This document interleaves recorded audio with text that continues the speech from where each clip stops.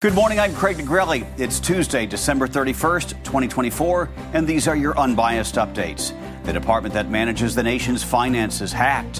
What investigators accuse China of doing to Treasury Department computers, and what information the hackers might have gotten their hands on. Also, funeral arrangements are now set for America's 39th president, when the nation will formally say goodbye to Jimmy Carter. From the Straight Arrow News Studio, bringing the stories that matter to you from across the United States and around the world. These are today's Unbiased Updates. This morning, the extent of damage from a data breach at the U.S. Department of Treasury is calling a major incident is still being determined. In a letter sent to the Senate Committee on Banking, Housing, and Urban Affairs on Monday, the Treasury Department said a Chinese-sponsored threat actor was able to gain access to department employees' workstations earlier this month and view unclassified documents maintained by those workers. The letter said hackers gained access through a third-party cybersecurity service called Beyond Trust and override certain department security measures. The department has stopped using Beyond Trust since the cyber attack.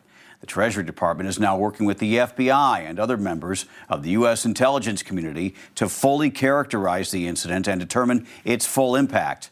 The Treasury Department says it will provide Congress more information in a supplemental report within 30 days. China's Ministry of Foreign Affairs is denying any Chinese involvement. An arrest warrant is now out for South Korea's embattled president, Yoon Suk Yeol. The Constitutional Court approved the warrant on Tuesday after Yoon reportedly refused to answer the summonses from South Korea's anti-corruption agency. The court previously stripped Yoon of his presidential powers. He's facing impeachment over his short-lived declaration of martial law. The court granted the arrest warrant for Yoon on charges of abuse of authority and orchestrating a rebellion.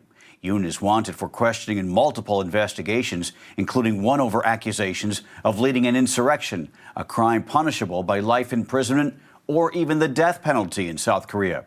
President Biden has spoken with South Korea's interim president in recent weeks and expressed America's commitment to democracy there, where America has roughly 28,000 troops stationed as a deterrence to communist North Korea. Details are now public about the nation's plans to pay tribute to the late former president Jimmy Carter, who died Sunday at 100 years old. While President Biden has declared next Thursday, January 9th, a national day of mourning, tomorrow, the first day of the new year, will begin an 8-day mourning period. The Carter family will gather in the former president's hometown of Plains, Georgia, over the next few days. On Saturday, January 4th, the state funeral will be held. It starts at 10:15 a.m. Eastern Time with a motorcade from Phoebe Sumter Medical Center in Americus, Georgia, and will travel through Plains, taking a brief pause at 10:50 a.m. where the National Park Service will ring the historic bell on the Carter family farm 39 times in honor of the late 39th president. At 10:55, the late former president will begin his final journey to Atlanta. Then at 3 p.m., the motorcade will stop at the Georgia State Capitol for a moment of silence led by Governor Brian Kemp, and then go on to the Carter Presidential Center for a service at 4 p.m. Jimmy Carter will then lie in repose from 7 p.m. on Sunday, January 5th until 6 a.m. Tuesday the 7th for the public to pay their respects.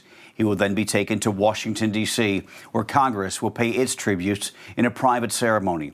Then he will lie in state for the public to pay their respects until Thursday, January 9th, when Carter will be taken home to Georgia for a private family funeral service and internment.